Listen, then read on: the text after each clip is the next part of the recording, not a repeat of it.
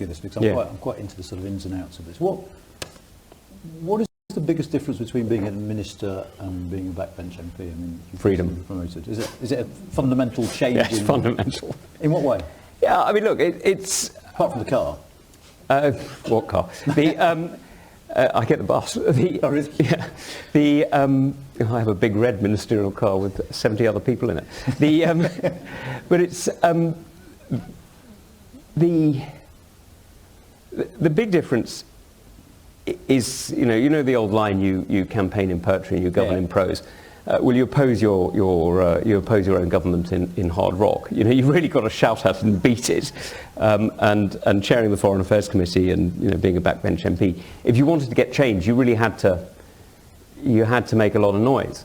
And the difference being a minister is, look, you lose that freedom. Yeah, you do, and that's part of the deal because you can't have the government opposing itself. But you do. Do we have had? It doesn't make for a good result. It doesn't. The country doesn't benefit. A few egos may be served, but the country doesn't benefit. But the quid pro quo is you get your hands on some of those levers. Not all of them, and maybe there's not as many as you'd like, but you get the ability to actually make a difference.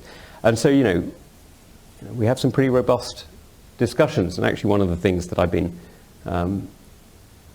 most impressed by, actually, with colleagues, many of whom some of whom I don't agree with on everything. I mean, that's not exactly surprising, but I've had some pretty robust conversations with many people in government that have not emerged anywhere, which shows that communities can work together, governments can work together, and we can have pretty robust debates, and those that need to be kept private are kept private. And collective responsibility is a thing. Yeah, it does. Yeah, it does. It counts. I've never been entirely certain about the role of security minister and how it interacts with the role of national security advisor. Can you sort of clarify? Yeah, we're the only ones, well, not the only ones, but we're one of the few countries to have it. It's interesting, it's evolved. It started off as being a pure Home Office function, as you can imagine, and very, very much focused on terror, basically. And it was, very much focused on making sure that the counter-terror apparatus the Home Office was delivering. And it's evolved because the nature of security has changed. You've spoken about it in the past, cybersecurity. I think you can frankly drop the word cyber, it's just security now because it's all-encompassing. And many other different aspects, including personal security, so fraud is something that I'm very focused on. A huge elements of the job, and now, as a father of 2 young children, you'll understand that security of the home, child sexual exploitation, is something that takes a huge amount of my time that I take very personally. And the role of the NSA is different. The role of the NSA is to advise the Prime Minister, very specifically. And Tim Barrow and I work extremely closely together. I think he's an extremely impressive public servant. I think he's done amazing things for our country over many, many years, not least as ambassador in Moscow and as our representative in Brussels. He's done fantastic work for us. But his role is very much focused on making sure the Prime Minister is ready, making sure Prime Minister's advice is ready. My job is slightly different, it's ministerial, so it's to take various decisions on how we run different aspects of our security apparatus and infrastructure.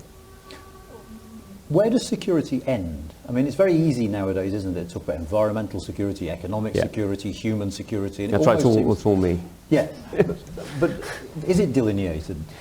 I mean, the nature of government is like life. I mean, there aren't hard and fast borders between anything. So I do work a lot with colleagues, obviously, and finding ways in which you can make sure that you're doing what I think is really important, which is championing individual liberty, but also defending the ability of people to start, to set out their own lives is tricky. And that's where things like energy security, are incredibly important, but not all of it's with me. Grant Shapps does energy security and net zero, but a lot of, there's a lot of cooperation. And then there's, anything from, transport. Well, maritime trade is clearly part of the Department for Trade and Department for Transport, but actually maritime security, there's overlaps there too. So you're constantly looking at where you add value and where you can help.